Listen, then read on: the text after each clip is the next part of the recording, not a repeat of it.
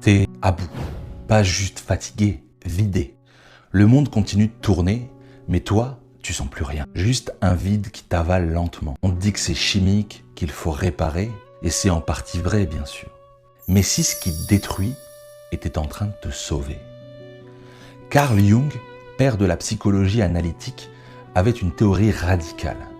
Il pensait que dans certains cas, la dépression n'est pas une panne, mais une alarme. C'est ton inconscient qui frappe au carreau pour te prévenir que tu as refoulé trop de désirs, de rêves, d'idéaux. Par facilité, par manque d'audace ou par peur, tu t'es résigné à vivre une vie qui n'est pas la tienne. Tu joues un rôle, tu portes un masque. Et ton psychisme, lui, il le sait. Alors il te force à t'arrêter. Il te retire l'énergie nécessaire pour continuer cette imposture. Ce n'est pas ton corps qui te lâche, c'est ta vérité qui te rattrape. Les alchimistes du Moyen-Âge avaient un nom pour ça, la nigredo, la terre noire. Pour créer de l'or, il faut d'abord détruire la matière, la faire noircir, la dissoudre. La dépression, c'est ça. C'est l'hiver de l'âme où tout ce qui est faux doit mourir.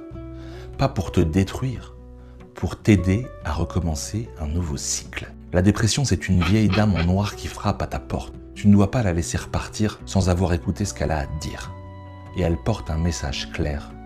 Ce que tu vis ne correspond pas à tes aspirations, à ce que tu es. Il est temps de changer. La dépression ne doit pas être prise comme une faiblesse, mais comme un mouvement vers la force. Moi aussi, j'ai traversé ça.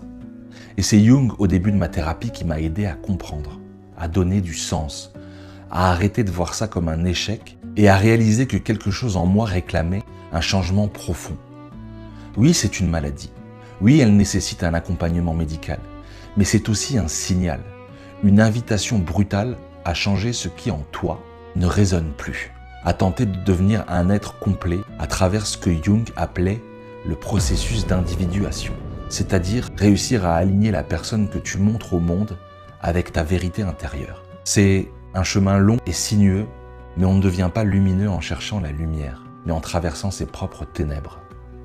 Alors, si toi aussi tu traverses un moment difficile, déjà n'hésite pas à te faire aider et demande-toi, qu'est-ce que ce silence essaie de te dire? Quelle vie as-tu oublié de vivre?